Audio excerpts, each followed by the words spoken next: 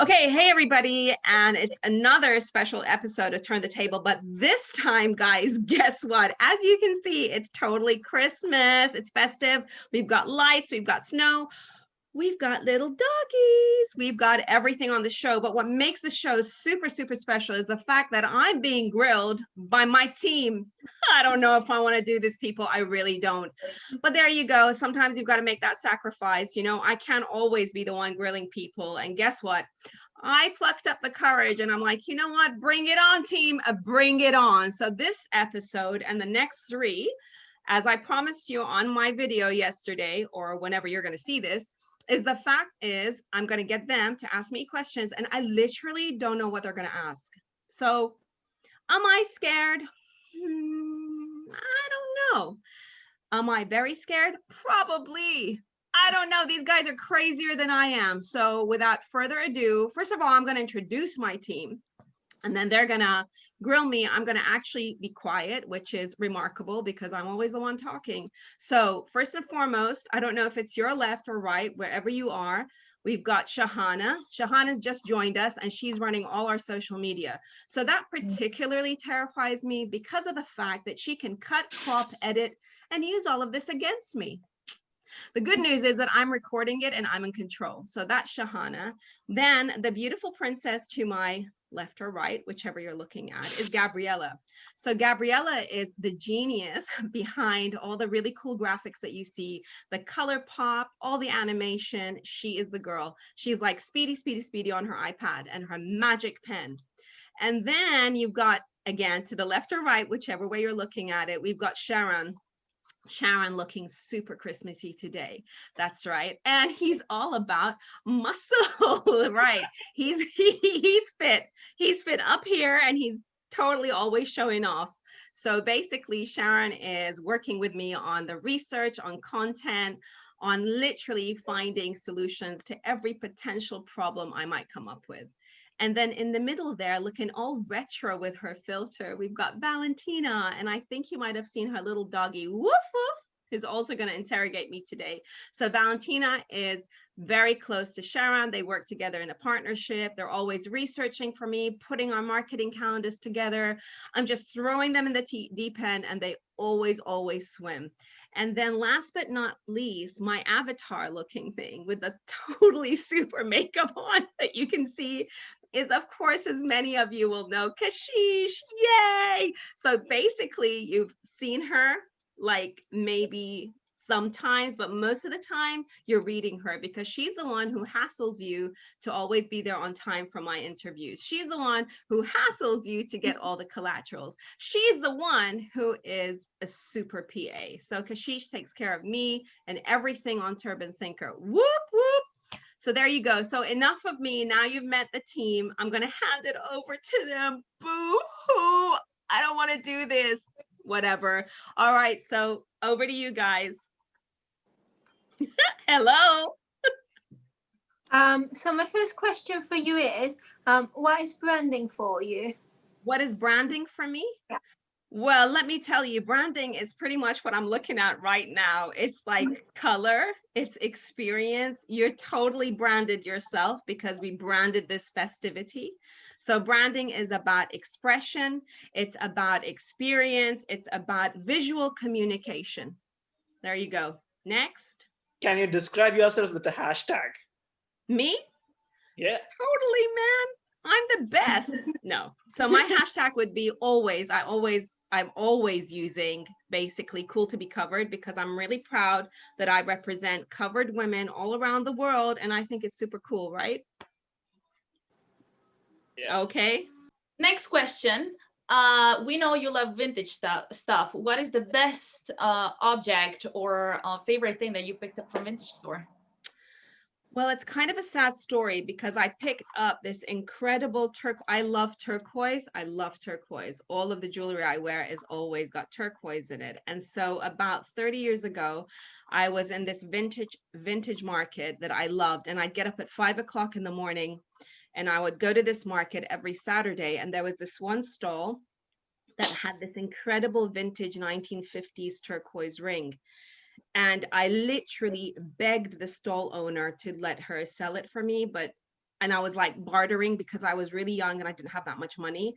And she was, no, no, no, no, no. Anyway, we got to a mutual price. And then I said to her, I don't have the cash. Can you hold it for me? I'm going to run home, beg my parents to give it to me, and I'll be back. Went home, convinced my parents, went back, bought this ring, loved it to death, wore it every single day for 20 years. Okay. Every day for 20 years. Then one time I was in New York, and in the madness of going to the airport, I threw it in my bag. For some reason, it wasn't on me.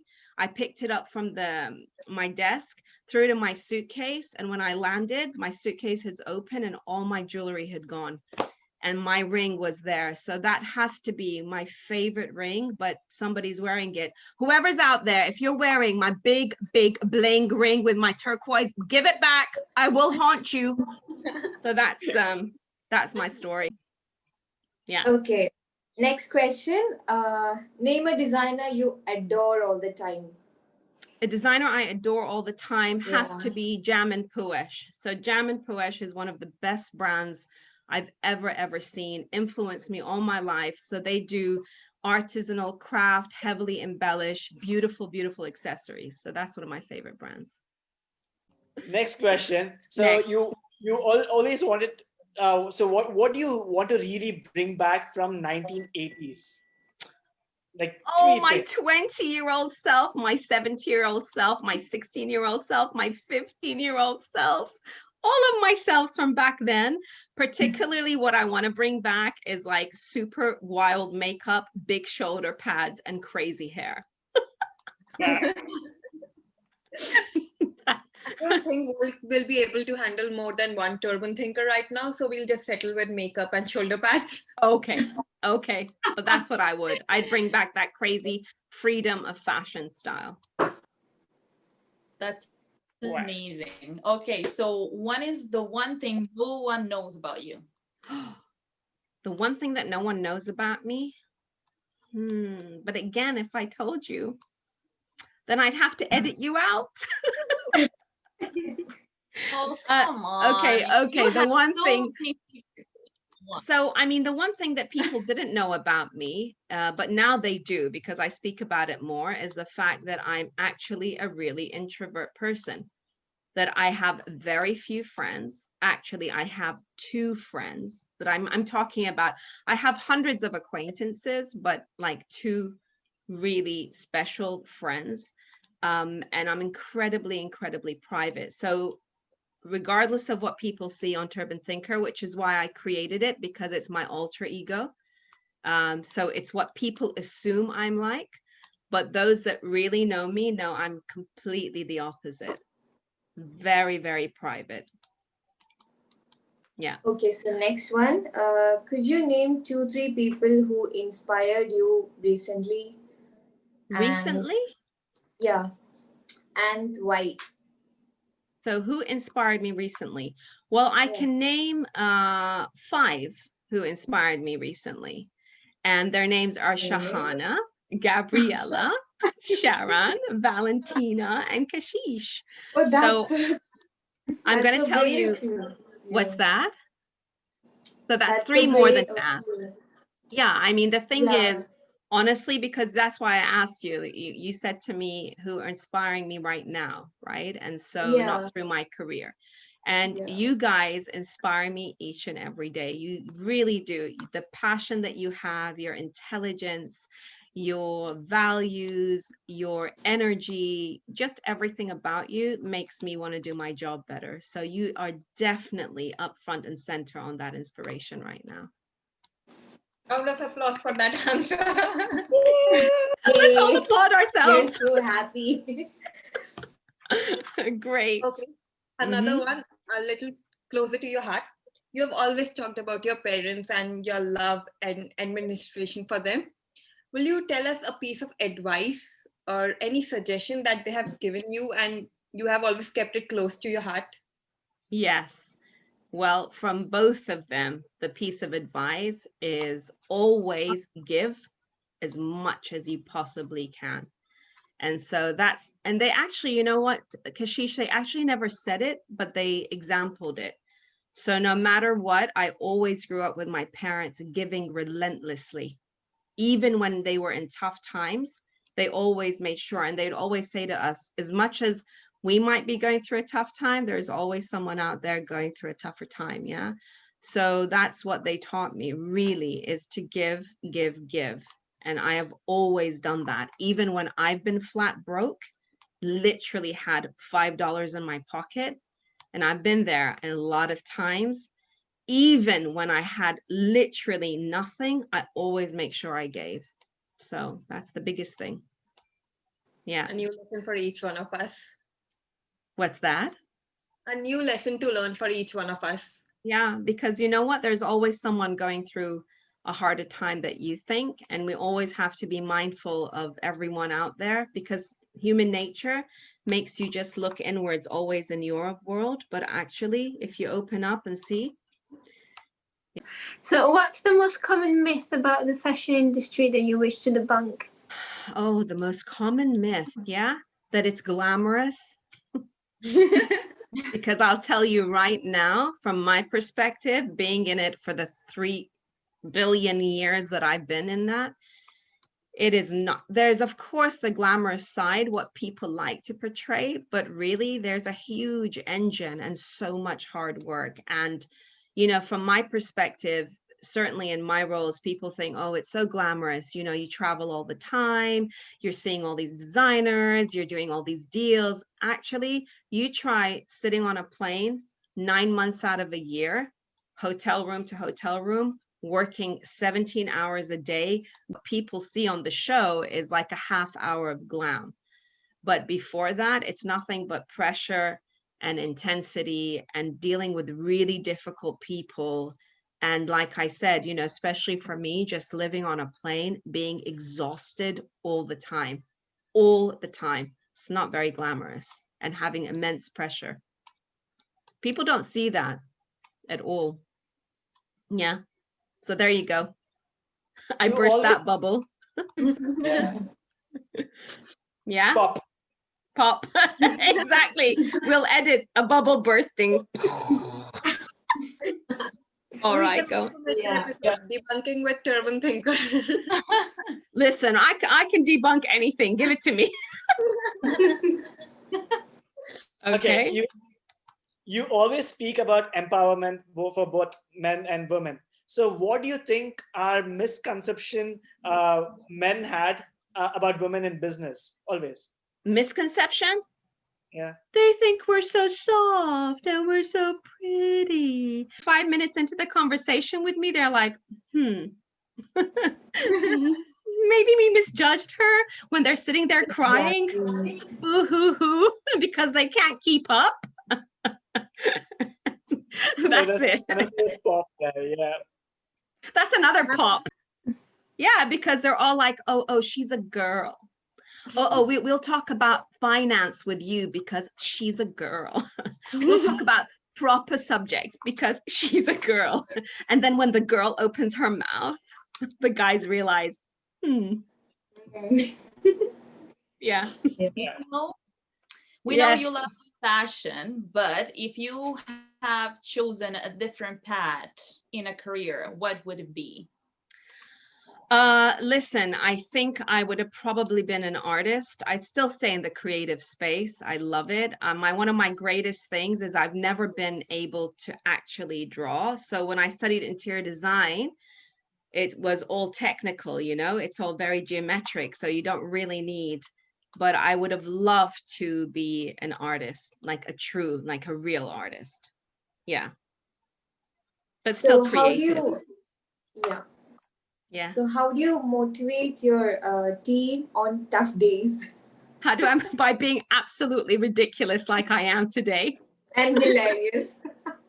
So we have so much fun, but then when it's about work, like it's full on and it's focused and it's, you know, so that's what I do. And I always have that balance. We make sure. So even sometimes, you know, when they want to just shoot themselves because the pressure is intense and because I work at a really rapid speed, that's been one of the actual difficulties my teams always have, even with my bosses, not just my teams. that pace. So I always manage that by making sure that they are, you know, laughing and being silly and sort of relaxed as well. Yeah, pretty much like today. Ma'am, you know for the fact that people across the globe admire you a lot. Some might even take inspiration from you. How do you Some feel might. Um, Some might, not all of them. Some might. And clearly after this video, I don't know if they will. I'm not gonna lie. This is gonna ruin my career. You know what I'm saying? This is like the make or break. So Oh, no, ma'am, we're your A team. People are gonna love it. yes, the T team. So how do I feel about that? Listen, I think joking aside, it's a huge responsibility, right? Because you are influencing people directly or indirectly. And so I'm very mindful of what I do and how I do it, because it's very important for me when people do see what I do, that they are, you know, inspired. And so that comes with a huge responsibility, because, you know, every decision you do or everything you do publicly has to have like the positive outcome, right? So yeah, so I'm mindful of it and I'm very humbled. If you could tell your, if you could, no, sorry, if you could tell your younger self one, if you could give your younger self one advice, what would it be? It would be to get a mentor, because I was having an interview. I interviewed someone yesterday or the day before, and I realized that in all of my career, I've actually never had a mentor. And that's a huge statement, because I coach and mentor so many that I recognize the one thing, and that's probably because I never had one. So by default, I never, you know, had that opportunity. So for me, that's one of the things that I would have loved to have. I've been inspired by a lot of people. I've sat back and watched people do the wrong thing, so I learned from it, never to do those things. So you, like I said, by default, you're learning. But if I had someone who was truly an amazing mentor, because mentorship is a really big word, right? But someone who can genuinely be there for me and guide me, who has experience and has been there, that's one of my things I wish I would have had, because I probably would have thought twice about certain things that I've done. But then having said that, if I'd have thought about them, I probably wouldn't be here in the position that I am. So, but yeah, mentoring. So next question. So this is from all the students out there. So there are universities converting their whole course digital. Do you think the value of the degree, what they hold, is going to have the same impact? And second question, actually. So you talk about mentorship. So how do you find a great mentor? Like, is there a formula to find a great mentor anywhere? Yeah, so the first question is, everything is moving to digital. I mean, that one for me, I'm old school, right? So for me, having like that emotional connectivity, having that physical presence, having someone who, especially when it comes to education, right? You can do it for a certain moment in time. Like, this is an amazing tool that we have, and education has found its way through this medium.